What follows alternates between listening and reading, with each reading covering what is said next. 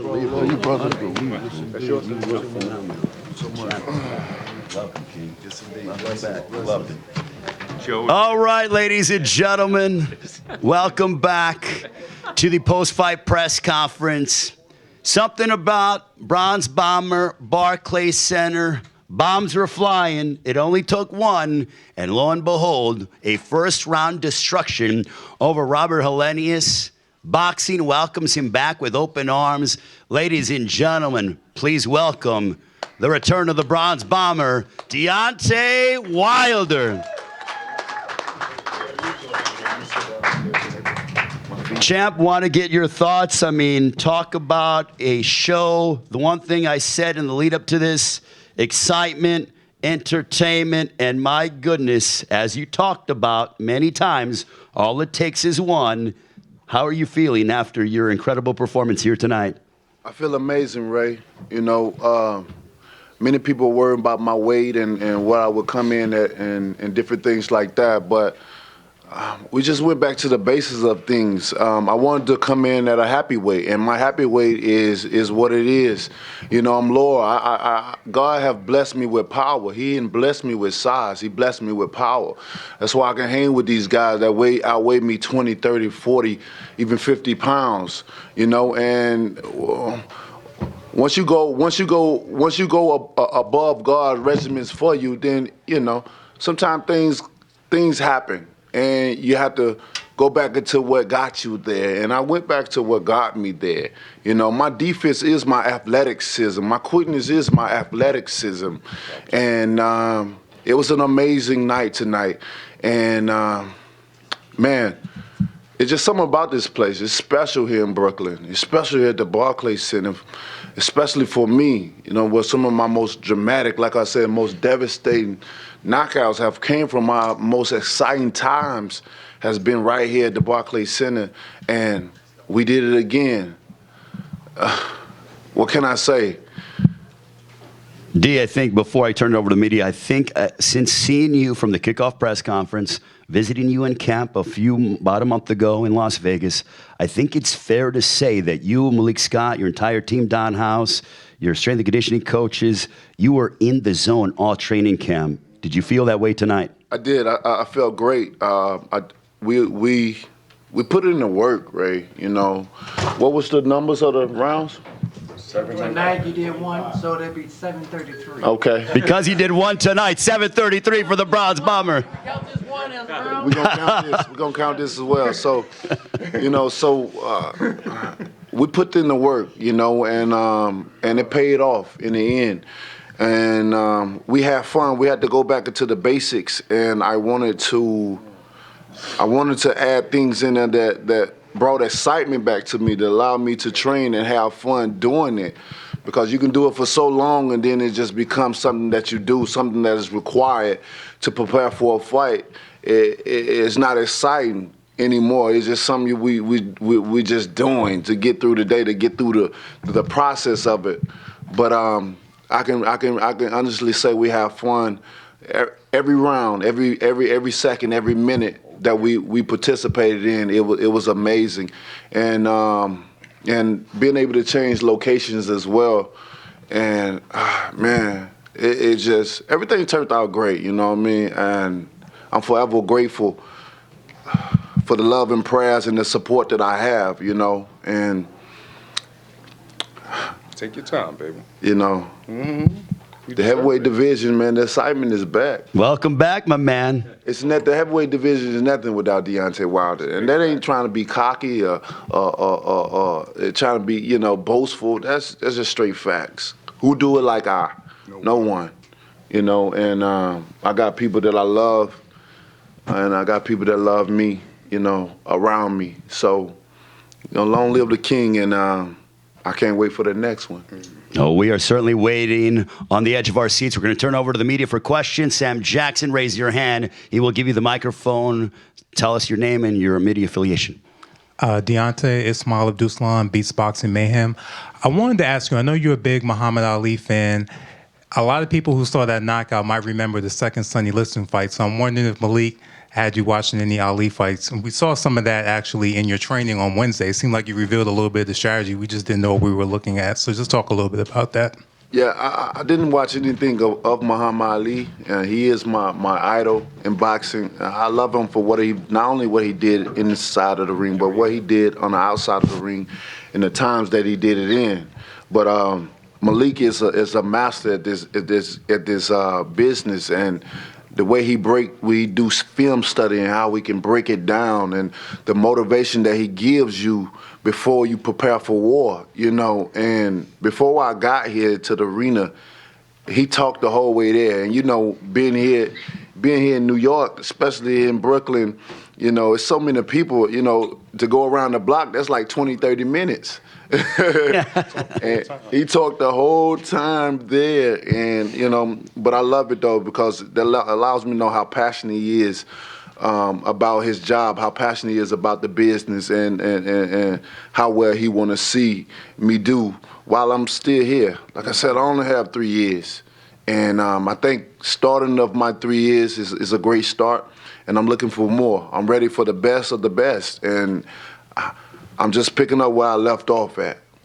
So, Deontay, next week is your birthday. Happy early birthday to you. But also, speaking of birthdays, it is Malik Scott's birthday as well. Your trainer, happy birthday, Malik Scott.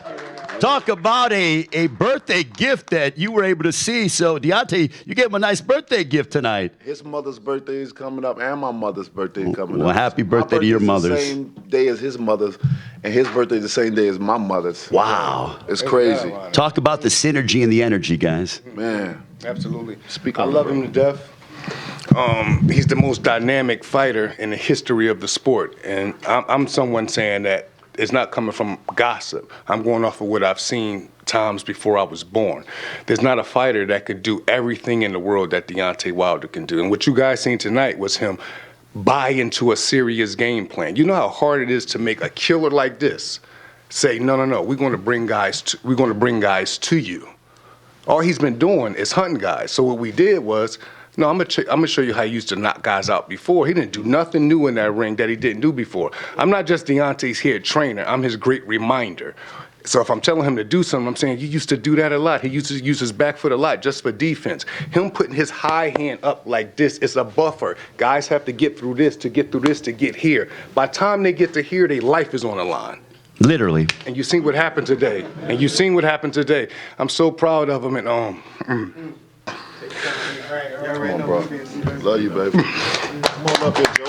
Come up here, too. Love you, too, baby. Another question from the media. If you have questions, Joe Santaquilo, I'll get to you in a few moments. Sorry about that. Or Malik, if you want to. I'm so happy you got that done, brother. All the hard work, the training. I watched this dude limp to the gym, go to the track, be in the mood, be stubborn, still get the work done, have an attitude, still get the work done. I'm constantly talking to him about boxing, showing him film study. He like, bro, I seen it. You still got to see it again. Like, and it just feels good to see someone you love so much. And I'm so compassionate, not just about boxing, about Deontay. So it just felt so good, for you guys to see what I'm talking about. And he did that backing up. He did that tonight backing up. He did that setting traps, having tons of humility. The best heavyweight in the world and the most dynamic fighter in the history of the sport. If he wasn't my brother, I would still say that. I'm telling you guys what I know from what I see, not what I think from gossip or from, no, this is the best right here, the best. Inside and outside. More questions from the media? Go ahead, Keith Heidick from Boxing. Jeez, I love you, man. Deontay, based on what they saw tonight and the message that you delivered, how difficult do you expect it to be to get the top heavyweights like Usyk and those guys to want to fight you? I think it's going to be very difficult. I'll be very surprised if he stick to his word. I'm a man of my word. I abide by principle, morals, and goal. They said if you don't believe in something, you'll fall for anything, and I believe in something, and the last champion that came to a fight that said he would give me a fight, he went the other way after a devastating knockout. Joe Parker. You know what I'm saying? We talking about Joseph Parker. So we'll see what happened, and I'm a keep Usyk to his word. We will be calling his team, and whoever his handler is, and we're gonna see what's up. And if he a man of his word, what a hell of a fight it would be. It's a great fight. Usyk and Wilder, sign me up for that. More questions from the media. Hey, what's up, Deontay? This is Najee from Cigar Talk. What's going on, brother? Blessings. Man, great fight tonight. I want you to elaborate just on what Malik said. I mean, you're like he said, you're a come-forward fighter. We've seen that historically. Today, you fought on the back foot. How hard was that, or difficult at all, for you to implement that game plan? It's not. It's. I mean, just like he said, it's something that I've been doing. It's nothing I've done tonight was new. It's nothing. You know, we just went back to the basic fundamentals of what got me here in the first place. You know, you can travel the world, you can fight against so many different styles to the point you start picking up styles and stuff. That's just like a language. When you go to a certain country, you stay there long enough, you're gonna pick up and you're gonna learn. You know what I'm saying? You're gonna take away. So I've sparred so many different guys and stuff. I've picked up certain things and applied it to fights when I should have just stuck with what I know. You understand me? And I had to break it back down. I had to go back with what I know. Like I said, my defense is my athleticism. And we all know that. You know, that's when I get my most devastating knockouts. And we seen that tonight. So, you know, I just thank God for allowing me to have the mindset to, like you say, you know what, I put certain things in my team hands, along with, you know, I'm hands-on with a lot of things. I'm the head of a lot of things, but certain things I put in their hands because great minds think alike, you know, and I don't know it all, but in life I love learning. That's why they're saying you can't teach an old dog new trick. That's a lie. That's a lie. And anybody that believe that then may go up and whip you. Mm-hmm. You know what I mean? Because if you know it all, then what's life? What we living for? If you think you know it all, why you can't teach an old dog new tricks? You know what I mean? And so, you know, I'm thankful for the guys that I have around me, and it's just a blessing to be able to do what we've been practicing, what we've been working so hard for, and to bring it here to the Barclays Center for a devastating knockout and a great night. And then, you know, Caleb Plant got his knockout, and then followed behind me. Everybody can go home and party.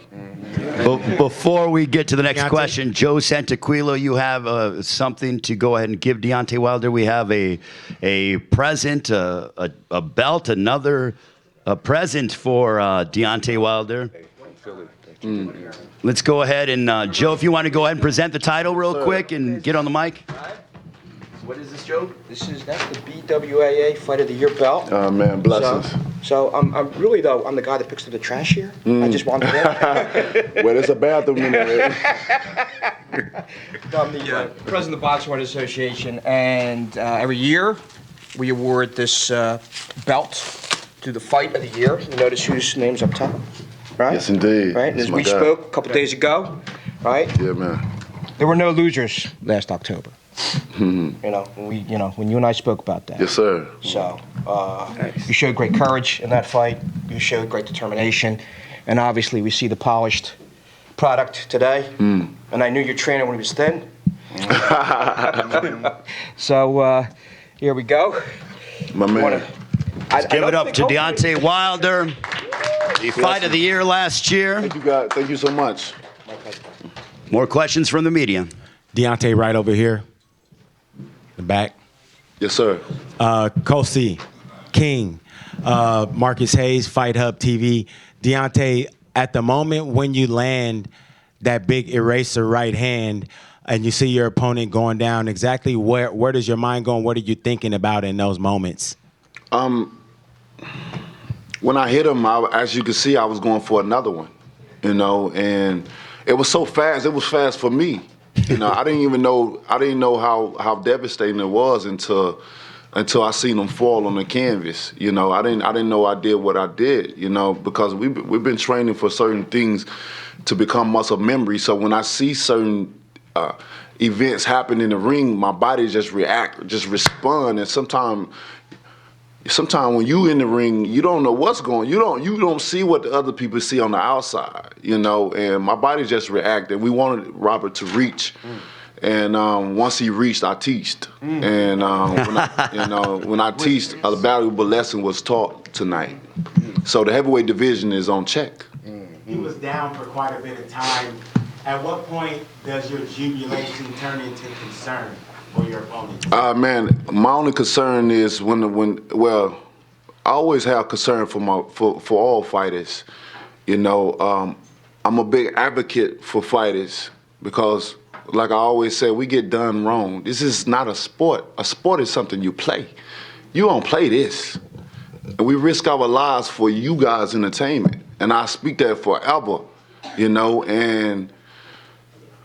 but when you have a relationship with a man, you know, when you love a man, you know, when you build a friendship with another man, although he's thousands of miles away from where I am, you know, when you see things like that, man, you want to come to the aid.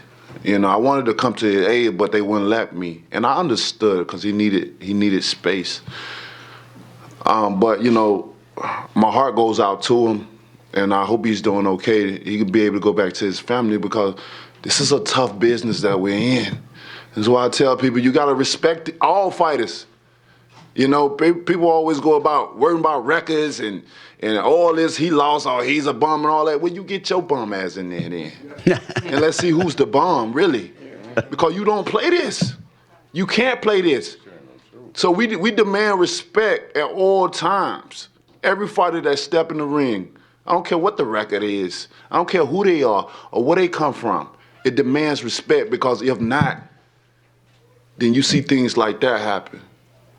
And then that's a good knockout. Yeah, it's a great knockout. It's devastating, making history and stuff like that. But how much that man gonna suffer? He may be all right now, a little bit, but what about the next day? What about 2 weeks from now? What about a month from now? Maybe years from now? And we seeing what happened. Look at Cologne. Talking about Pritchard Cologne. Richard Cologne. There's Pritchard Cologne. Yep. Correct. This man ain't have no kids. Man,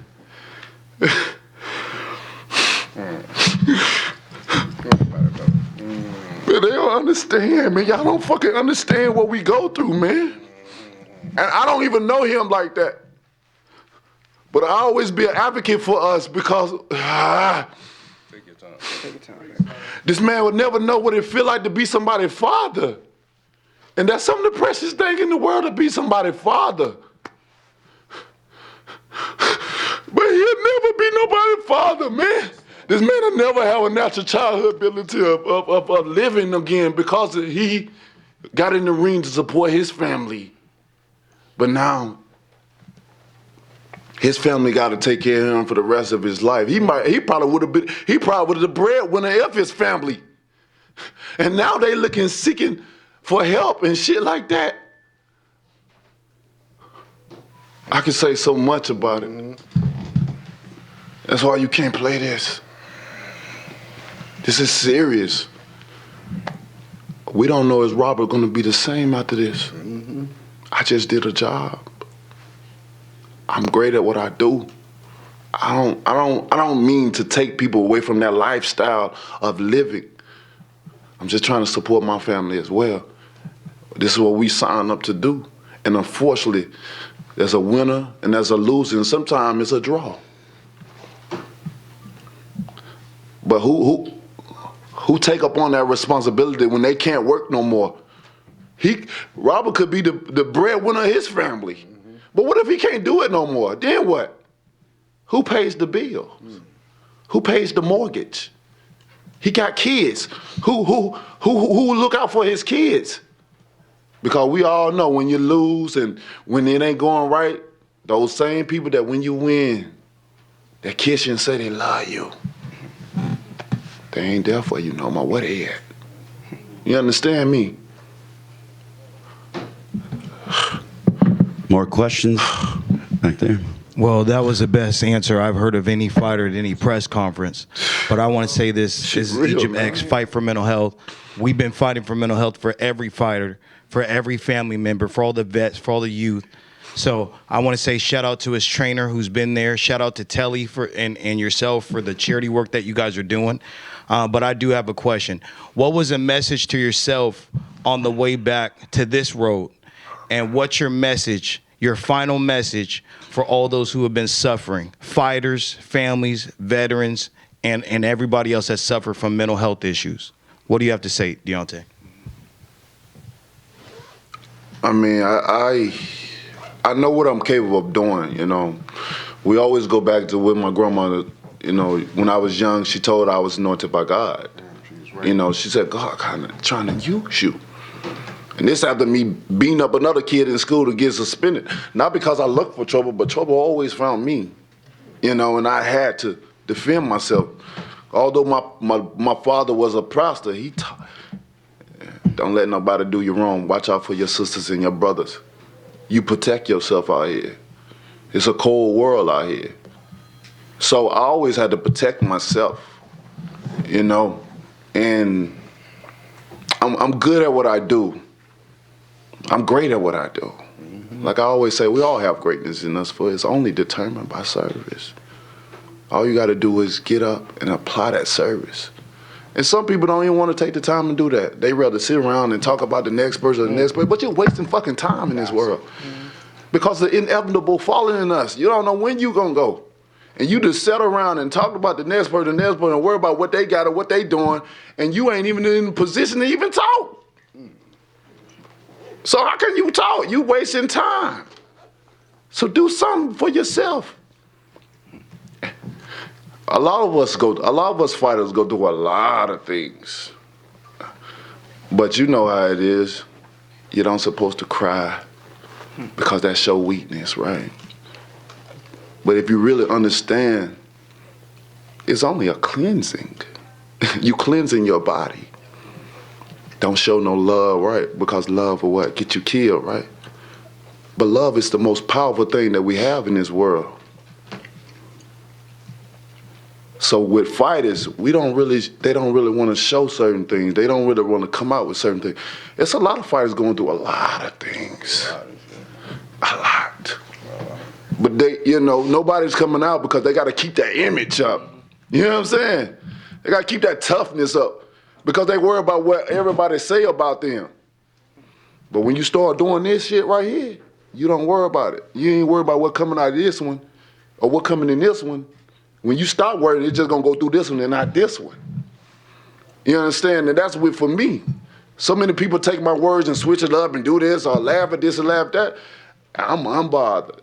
I soak in my happiness and my peace all the time. So when you talk negative and throw emotional garbage my way, you're wasting your time. I'm self-made. I don't have to do this no more. At all. At all.